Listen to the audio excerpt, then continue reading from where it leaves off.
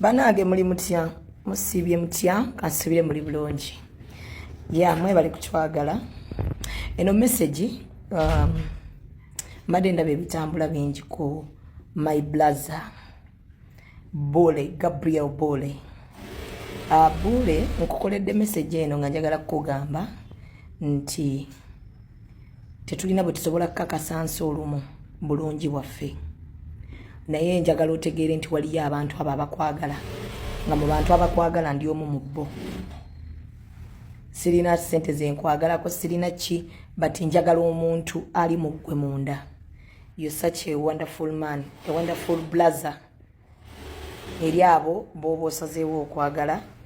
So njagala okutegeeza nti mu byonna by'oli mu kuyitamu essaawa zino ku internet kuno tebikuleetera yadde embeera ewulira muli nti toli you're not enough. Obulamu buno Bule tuyina ebintu bye tuyitamu ensi eno nekkuba ne boosuubira ababo ne bakuvaamu. Nze nno bwe mba n'omuntu wange Bule olunaku lwe nakugamba nti yo my brother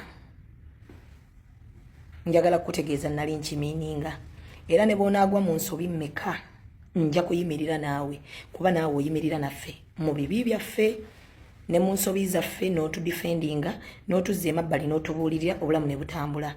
Njagala kutegeeza nti nze ng'omu bwe nti Shamimu ngenda ggwa naawe oba banaatusimayo busimi oba banaakola ki ngenda ggwa naawe. Saagala muli olowoozeeko n'olunaku n'olumu nti toli mulungi kimala.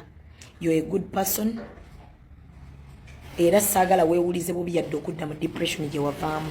Siggwa asoose Bule ate era siggwa agenda okusembayo.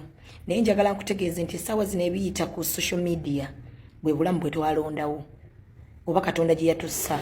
Katonda gye yatussa kutuwa amannya ne tujja mu limelight. Limelight si buli omuntu agenda kukutegeera. Ebintu bingi ebikoogeddwako ebimu n'entuuka n'empulya n'ennaku ne ŋŋamba yiyi lwaki ne kino bakimwogeddeko. Ebintu bingi ebikoogeddwako ne bikutyoboola. Naye I want you to take heart omanye nti waliyo abantu abakukkiririzaamu. Waliyo abantu abakwagala ebyaddala ng'era ndi omu mu bo. Mu nsobi zo zonna nja kubeererawo era nkutereeze we kisaanidde.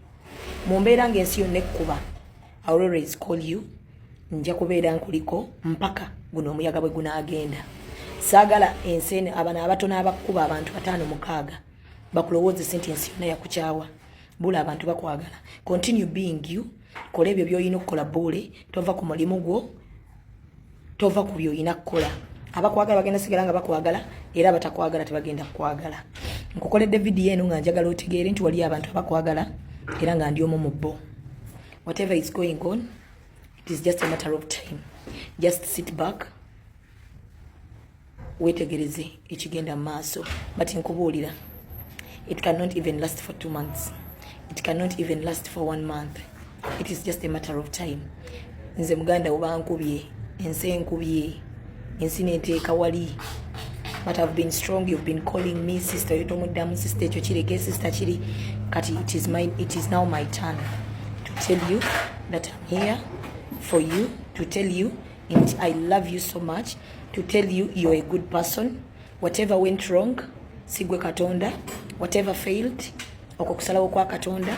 Can you please wake up, pull up your socks, okole by'olina okukola. You're a good journalist. Continue being that. Teweekyawa teweemalaamu maanyi tolowooza nti oli mubi yadde ne sekendi n'emu. Kyonna ky'obadde wayitamu n'okivaamu ng'essaawa zino abantu baagala okikuzaamu. Tobawa mwaganya. Tobawa mwaganya my brother obwo obulamu bubwo. Obwo obulamu bubwo. Eno message njagadde ngikurecordingire. Ngiteeke I don't care. Ani agenda kwogera ki? Bagenda kugamba ki? But oyo ye Shamimu bw'aba alina omuntu gw'ayagala. Nyimirira naye ensi yonna ne bw'eba eraba nti mubi. Simuvaako because if abagamba nti tumwagala ate naffe tunaamusuulawo. What next? Mwagala mulaba nga agudde eddalu olumusanyuke. Mwagala mulaba nga aweddemu. Mwagala mulaba nga he's no more. So Bule njagadde ngikurecordingire nneme gikuteera mu message omanye nti mu bantu abakwagala mbala era njagala kutegeeza nti you're not alone. We are in this together.